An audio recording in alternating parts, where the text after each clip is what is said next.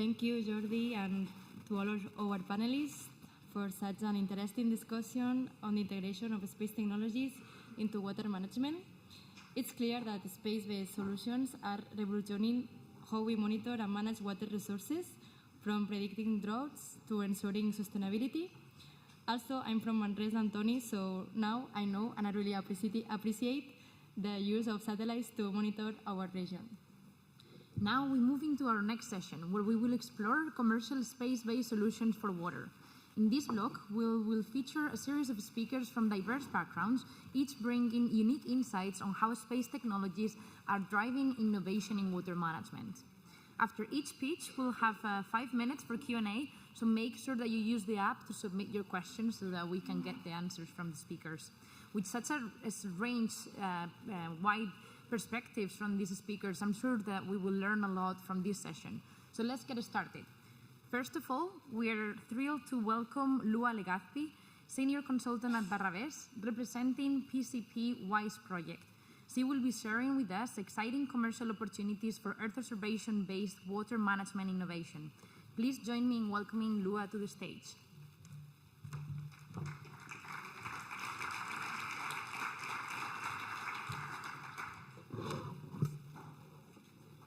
So, good morning, good afternoon maybe. So first of all, I would like to give many thanks to the organizers for giving us the opportunity to present this project. Of course, I would like to give to you many thanks to coming to this session, so I hope it will be fruitful.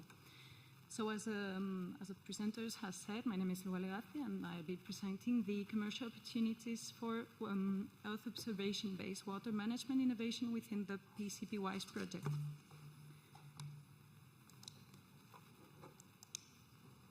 I don't know if this works. Okay, so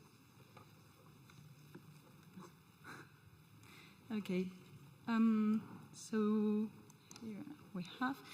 So these are the contents for my today's presentation. So I give you a project overview. Then I try to explain you how we came to the PCP WISE. And last but not least, I'll be explaining the pre-commercial procurement process, which I think is the more important thing here for you, for the attendees.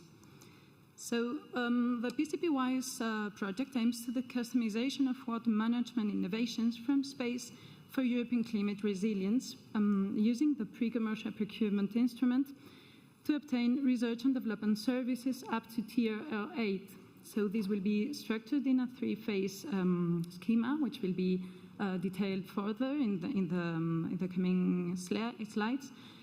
So all in all, the main objective, the main challenge of the PCP WISE is the development and testing of innovative water intelligence system solutions for climate adaptation using Earth observation data, as well as in-situ measurements and AI analytics.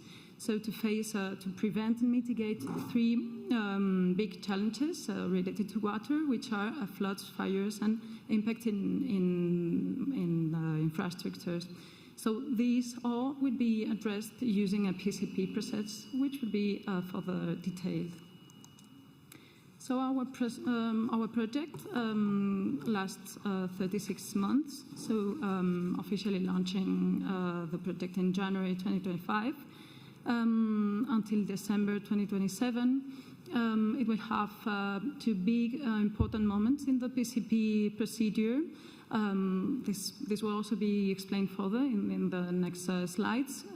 So I think now at this slide it's important to indicate that the project is composed by 26 partners. So from different countries, so taking into account the importance of the PCP instrument, which has already been mentioned in previous sessions, our PCP WISE project is structured having a lead procurer and a lead buyer, of course a group of public buyers as well. 11 public buyers, sorry, and we are also taking part in this project, some wide range of organizations such as research organizations, consultancy firms, etc. So the overall budget of the project is almost 19 million euro, from which about 12 million will be allocated to the PCP process. It's important to say that this project is 100% financed by the European Commission, by the Horizon Europe program under Cluster 6. So there you can see the consortium. All the partners are taking part in our project. So how did we came to the PCP-WISE project? So in the last 2 years, we had a project called Protect CSA. I think some of you already know it. So they focus in 5 different domains.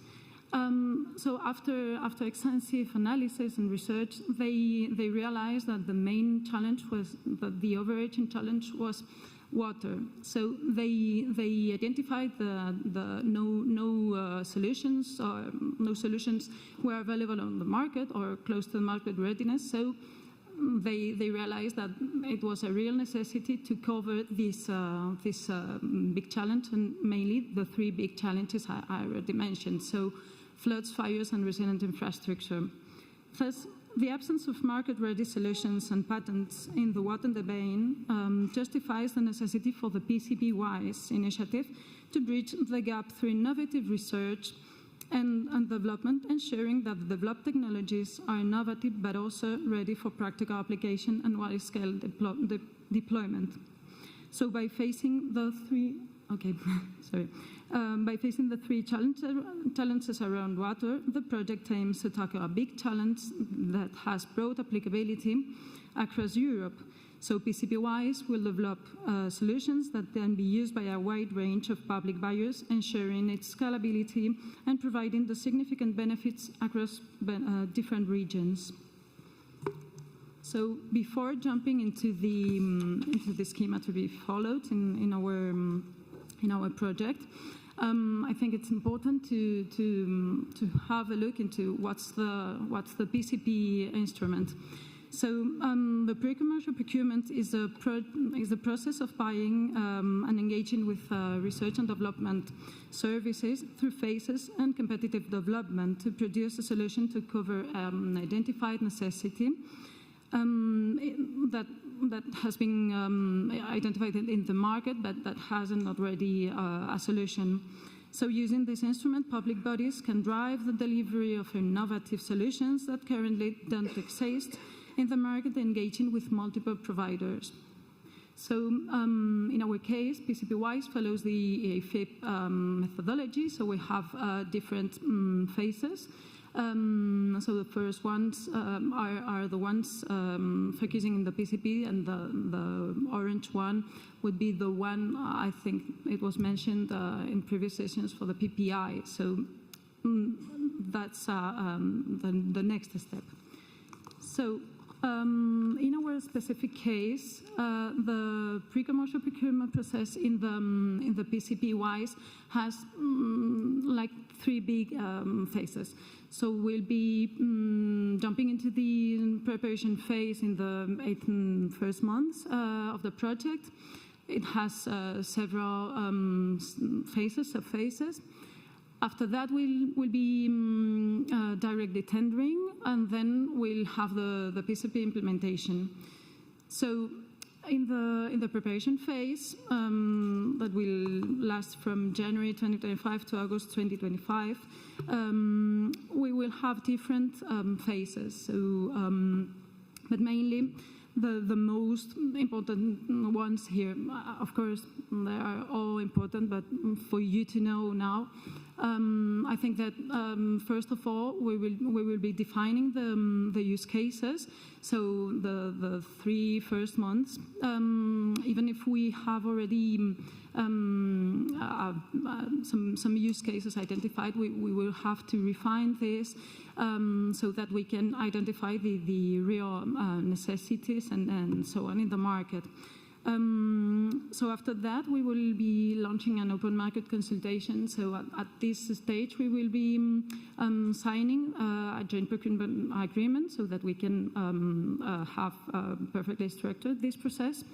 And we will be publishing as well a prior information notice for you to know that this is going to be undertaken. And of course, it will be published in the official journal of the European Commission, of the European Union, sorry, and of course in different platforms and in the official website of the project. And finally, we'll be developing as well the procurement strategy. So in the whole period. That, of course, goes in compliance with the requests of the European Commission in this area. And we will be preparing some important elements, such as the legal framework, the terms of reference, and so on.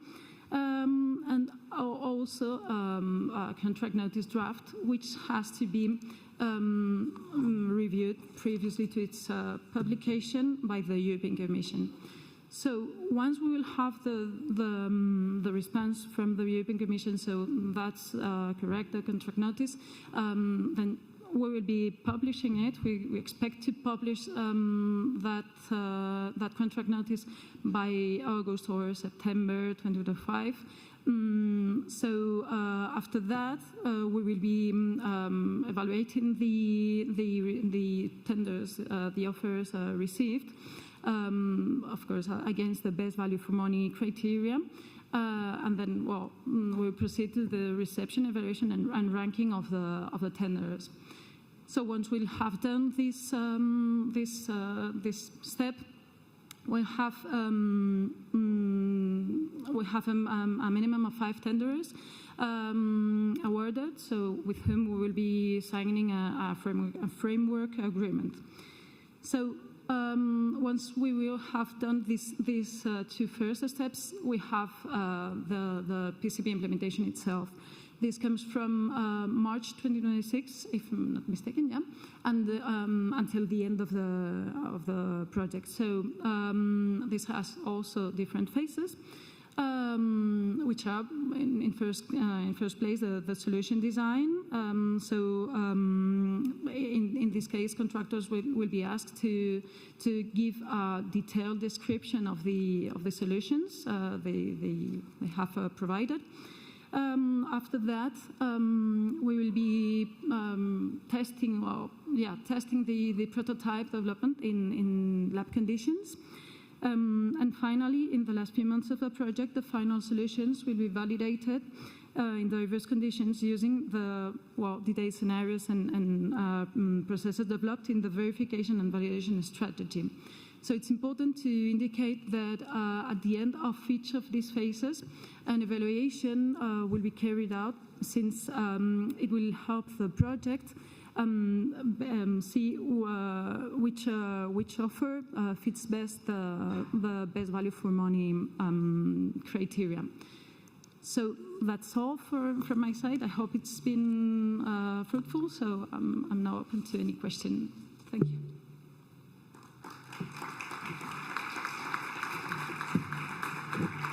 Thank you very much, Lua. I don't think we have time for questions, unfortunately. I'm very sorry. But thank you very much for your presentation. That was great. Thank you. Thank you. All right. Next, we have Rosa Rodriguez from the Central Board of Water Users in the Baix Ter region. Rosa will be presenting a fascinating case study on how remote sensing and digital twins are being used for efficient irrigation and water management in the Baix Ter irrigation district. Please give a warm welcome to Rosa Rodriguez.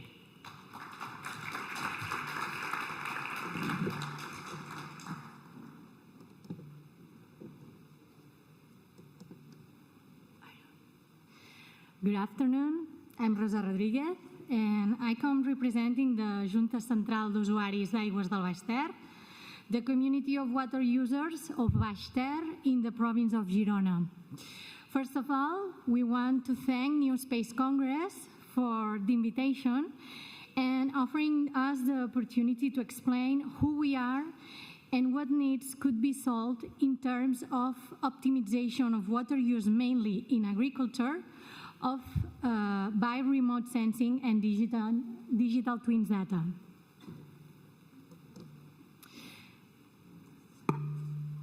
What is the Junta Central d'Usuaris del Baix Ter? It is a corporation attached to the Catalan Water Agency, ACA, in the province of Girona, formed by all users registered in the water registry. We are 1,455 users, and it covers 40 towns from Baix Ter Plain. Created to protect the water of Ter River and its aquifers, and to monitor its availability for all uses like urban, agriculture, tourism, and industry. We help manage water.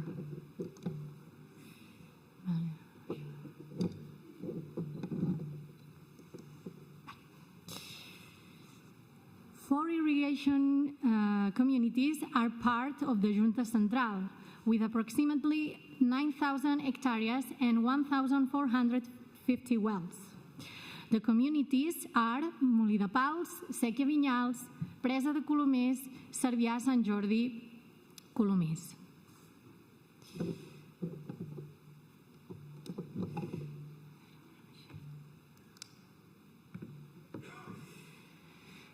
The water supply in irrigation communities is mainly regulated, which means that it is obtained from a reservoir named Sau Susqueda. The communities need a volume approximately of 72 cubic hectometers per year. In Catalonia, a drought plan is followed to have greater control of water consumption. In 2022, a drought pre-alert situation was entered. Since then, the water shortage situation has not been resolved. Currently, we are in a stage of alert with a 25% reduction in the use of wells for agricultural water and 47% of surface irrigation channels. Farmers obtain irrigation water on demand. There is a minimum time request of 36 hours, and this is the minimum arrival time of the water from the reservoir to the beginning of the main irrigation channels. If it rains, there is no need for water demand. We should be able to foresee all scenarios in order to optimize the use of water from our reservoirs. There is a lot to improve. Water demands have been made imprecisely in a traditional way. No reliable forecasts are available, therefore a lot of water is wasted. No data available on crop types of each plot, especially at the beginning of the campaign. No crop monitoring of daily aggregate water needs. An accurate prediction cannot be made to adjust water needs to release from the reservoir.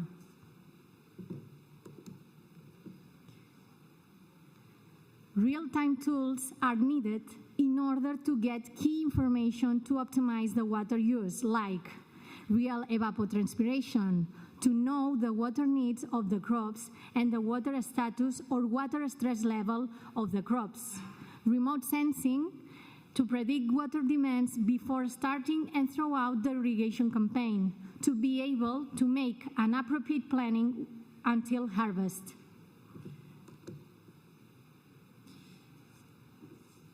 This useful information, like evapotranspiration, is currently based in satellite television, capable of monitoring in real time the water needs and water stress levels of the crops.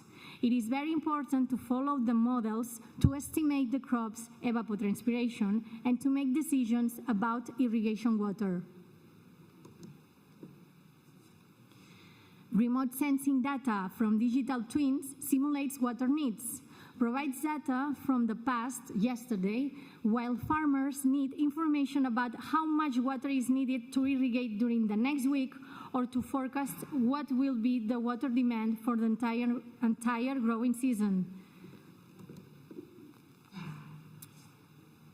Digital twins predicts crop types at the beginning of the growing season and also monitor in real time.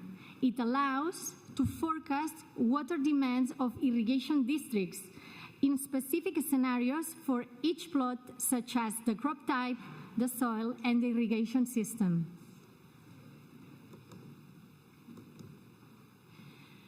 Predict crop types in the growing season using artificial intelligence and remote sensing. Geographic information system is very useful to promote the adoption of precision irrigation in Baix Ter. Soil-water balance simulations in real time adjusted at field level can be available with remote sensing. All this data is very important, especially during a drought situation.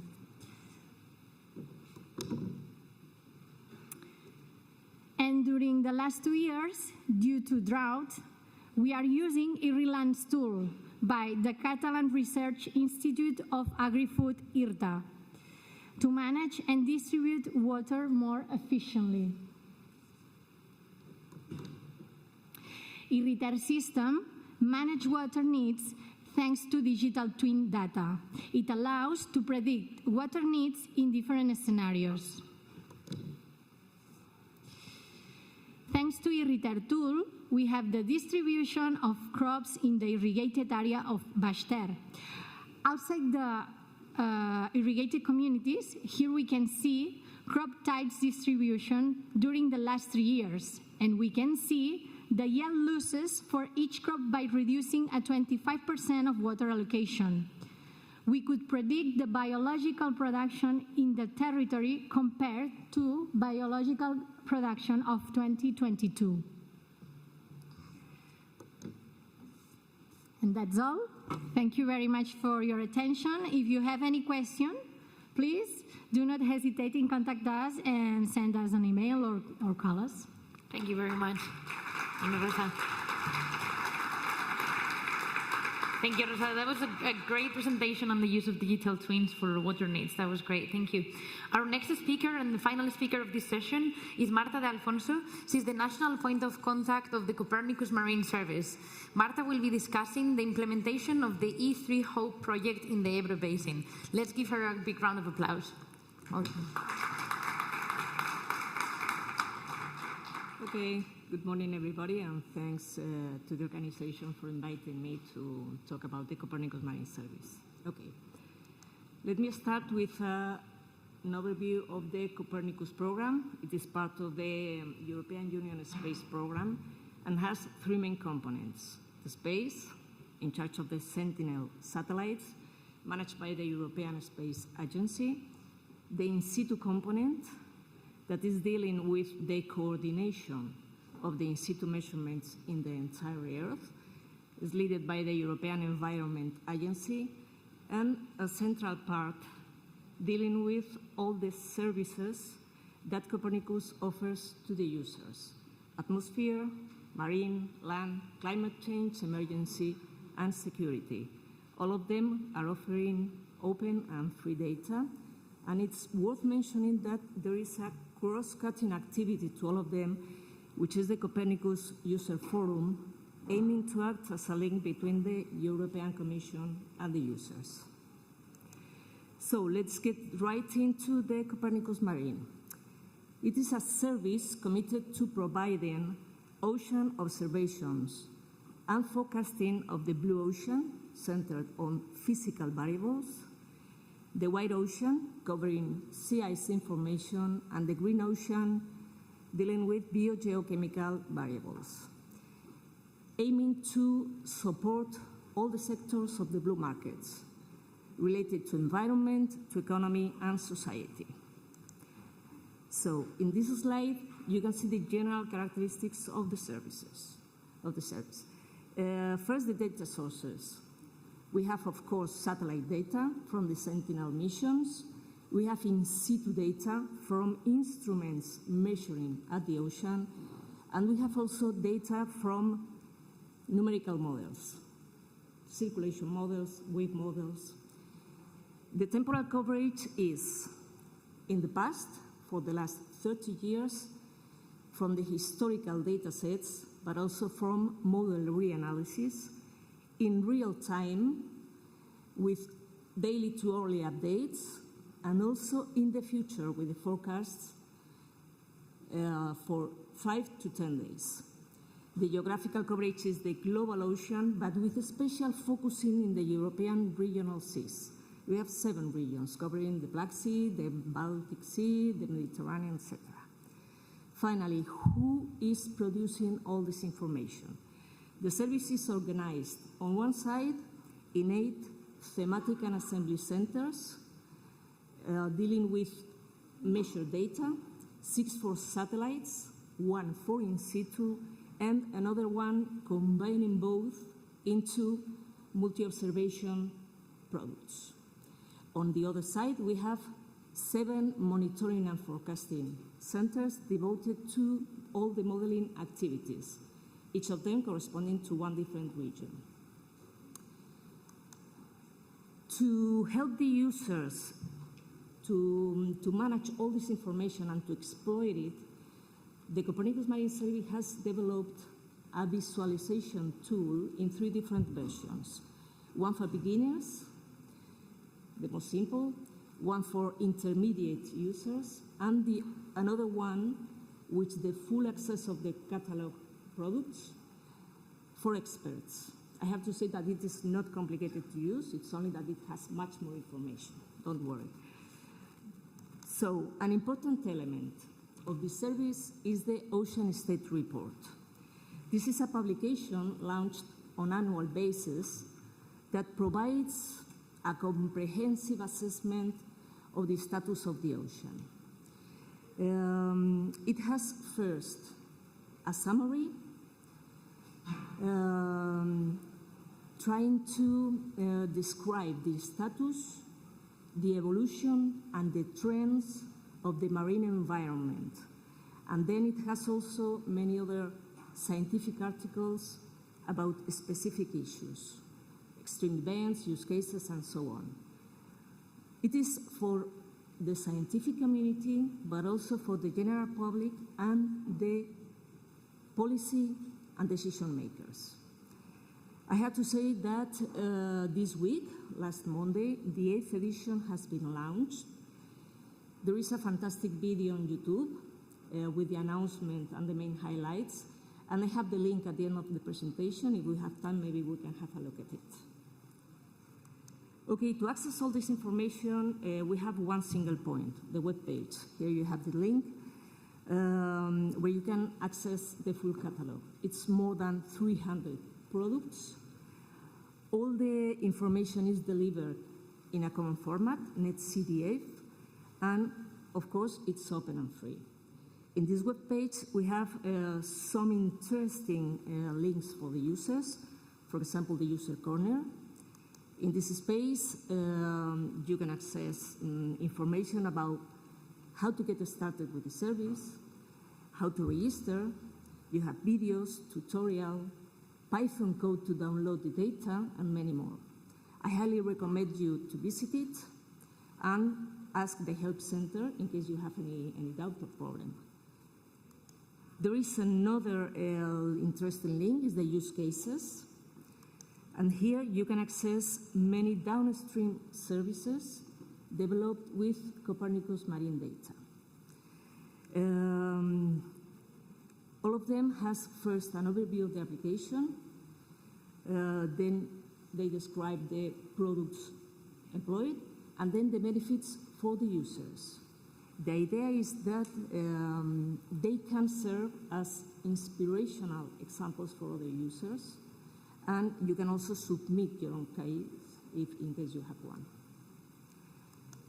Related to the use cases, the Copernicus Marine Service is managing a call for tenders program named User Engagement. This is a funding program that tries to help key stakeholders to develop services for coastal monitoring and applications using the Copernicus marine data. Currently, we are immersed in the 2nd phase under the frame of the National Collaboration Program. The first call for tenders was launched last year, and 15 projects were selected. I'm not going into detail, but just to give you an overview, here you have the first 8 developed in the Baltic Sea, in the Black Sea, and in the Mediterranean, with one of them probably of interest in this forum, as it has been developed to monitor and for the environment protection of the Ebro Delta here in Catalonia. Here you have the other 7 implemented in the Atlantic Ocean, and just to finish, the plan for the call for tenders of this program, user engagement program. The second call has just been closed, and the other 2 are coming, one probably next year. So that's all from my side. Thank you very much for your attention, and if it is possible to watch the video. Yeah, I think it's possible.